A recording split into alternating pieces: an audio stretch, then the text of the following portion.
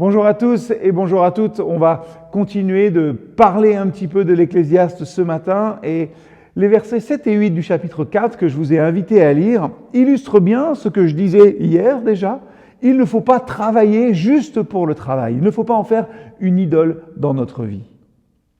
J'ai encore constaté une autre chose dérisoire sous le soleil. Voilà un homme seul qui n'a personne avec lui, ni fils, ni frère, et pourtant il travaille dur sans jamais s'arrêter.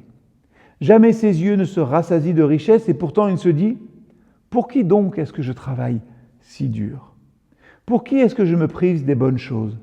Cela aussi est dérisoire, c'est un mal affligeant. Que dit l'Ecclésiaste dans ces deux versets ? Que se vouer au travail est mauvais. Ici, le travail, c'est vrai, exclut les bonnes choses.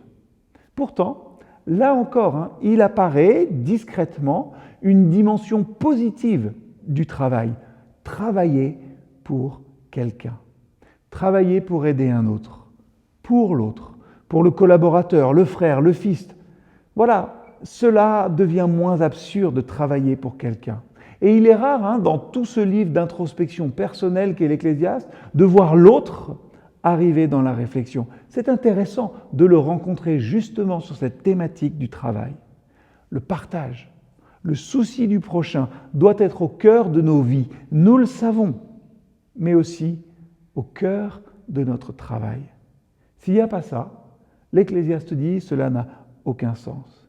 Et je crois, moi, que dans tout travail, il y a possibilité de faire pour l'autre. Cette vision du travail nous amène aussi, nous chrétiens, à réfléchir à la manière dont nous travaillons. Nous devons travailler consciencieusement et honnêtement, parce que ça aussi, c'est un témoignage. Car tout notre travail aura, d'une manière ou d'une autre, une incidence sur la vie de ceux qui nous entourent. Que ce soit celui peut-être qui finira la pièce que nous avons commencée, celui qui devra analyser notre étude et s'en servir pour son mémoire, celui qui devra récupérer sa voiture pour partir faire des kilomètres, celui qui profitera de son jardin une fois qu'on l'aura paysagé, celui qui devra passer un examen sur la base des cours et de l'enseignement que nous lui aurons donné, ceux qui devront travailler aussi suite aux décisions que nous aurons prises. Bien faire notre travail est une partie de notre témoignage, car tous nos travaux sont finalement toujours pour un autre.